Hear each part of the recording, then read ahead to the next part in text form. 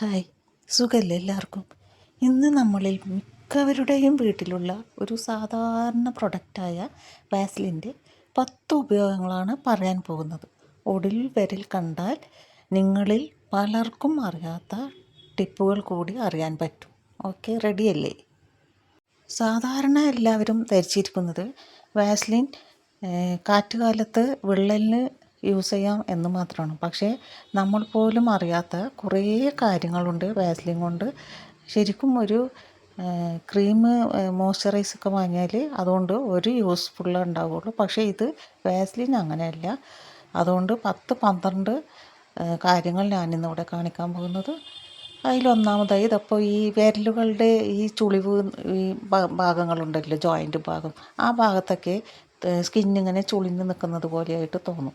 പക്ഷേ വാസ്ലിൻ ഒന്ന് പുരട്ടിയിട്ട് നമ്മൾ പുറത്തൊക്കെ പോകുമ്പോൾ ഇതുപോലെ വാസ്ലിൻ ഇങ്ങനെ ഒന്ന് തേച്ചിട്ട് പോയാൽ ആ ഭാഗം നല്ല ഷൈനിങ് ആയിട്ട് ആ ചുളിവുകളൊന്നും അറിയാൻ പറ്റില്ല. പിന്നെ അതുപോലെ ഈ നമുക്ക് മുറി വന്നാൽ ഇതെൻ്റെ നഖം പോയതാണ്. നഖം അവിടുന്ന് പകുതിയിൽ നിന്ന് പോയതാണ്. അപ്പോൾ അവിടെ മുറി പോലെ ആയിട്ടുണ്ടായിരുന്നു.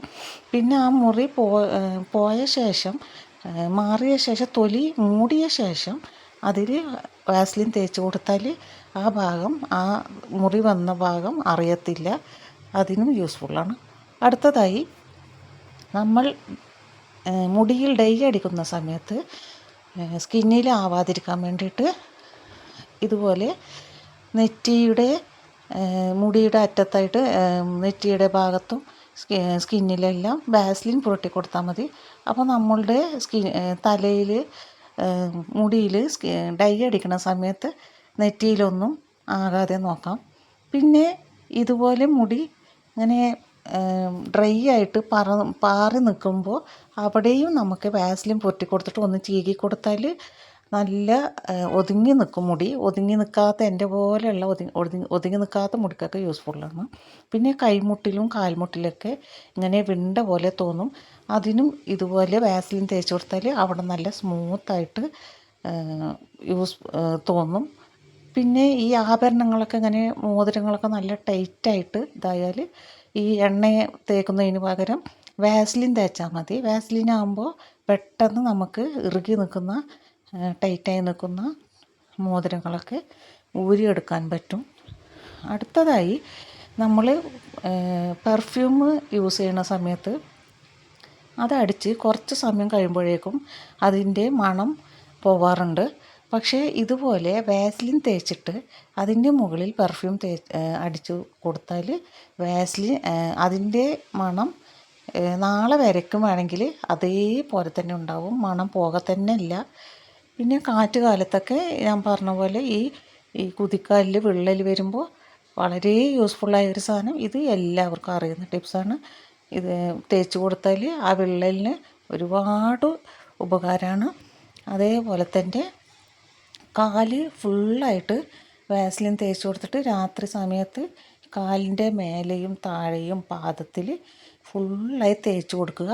എന്നിട്ട് ഒരു ഷോക്സ് ധരിച്ചിട്ട് കിടന്നാൽ പിറ്റേ ദിവസം നല്ല സോഫ്റ്റായ കാൽപാദങ്ങൾ നിങ്ങൾക്ക് കാണാൻ പറ്റും. ഇതേപോലെ തന്നെ പിന്നെ ലൈക്കും ഹൈപ്പൊക്കെ ചെയ്യണം കേട്ടോ. അതേപോലെ സബ്സ്ക്രൈബ് ചെയ്യാത്തവർ കാണുന്നുണ്ടെങ്കിൽ ഒന്ന് സബ്സ്ക്രൈബ് കൂടി ചെയ്യണേ.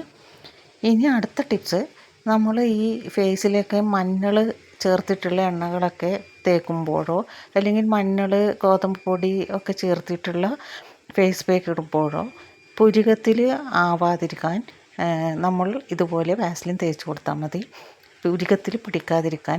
കാരണം പുരുകത്തിൽ പിടിച്ചാൽ ആ രോമമൊക്കെ കൊഴിഞ്ഞു പോകും. അപ്പോൾ പുരുകം കമ്മിയുള്ളവർ ഇതേപോലെ എന്നെപ്പോലെ പുരുകം തീരെ ഇല്ലാത്തവർക്കൊക്കെ ഭയങ്കര യൂസ്ഫുള്ളാണ്. പിന്നെ നമ്മുടെ ഈ നഖത്തിലൊക്കെ ഇങ്ങനെ തേച്ച് കൊടുത്തിട്ട് നമ്മൾ ഫങ്ഷനിക്കൊക്കെ പോകുന്ന സമയത്തൊക്കെ നഖത്തിലൊക്കെ അങ്ങനെ തേച്ച് കൊടുത്താൽ നല്ല ക്യൂട്ടായിട്ടിരിക്കും. നഖമൊക്കെ കാണാൻ നല്ല ഭംഗിയുണ്ടാകും. ഇതേപോലെ മൈലാഞ്ചിയൊക്കെ ഇട്ടാലും എനിക്കെപ്പോഴും കയ്യിൽ മൈലാഞ്ചി ഇങ്ങനെ ഇടുന്നത് ഭയങ്കര ഇഷ്ടമാണ്. അടുത്തതായിട്ട് നമ്മുടെ ചുണ്ടുകളുടെ ഡ്രൈനെസ് മാറാൻ ഭയങ്കര യൂസ്ഫുള്ളായ നല്ലൊരു മോയ്സ്ചറൈസറാണ്. ഞാനിപ്പോൾ ലിപ് ബാം തേക്കാതെയാണ് കാണിക്കുന്നത്. ലിപ് ബാം തേച്ച ശേഷം ഇത് തേച്ച് കൊടുത്താൽ മതി. ഏറ്റവും യൂസ്ഫുള്ളായ ഒരു സാധനമാണ്. അപ്പോൾ ഇന്നത്തെ വീഡിയോ നിങ്ങൾക്ക് യൂസ്ഫുള്ളായോ അതോ ഇഷ്ടപ്പെട്ടോ എന്ന് പറയണം. വീഡിയോയിൽ കമൻറ്റ് ചെയ്യണേ.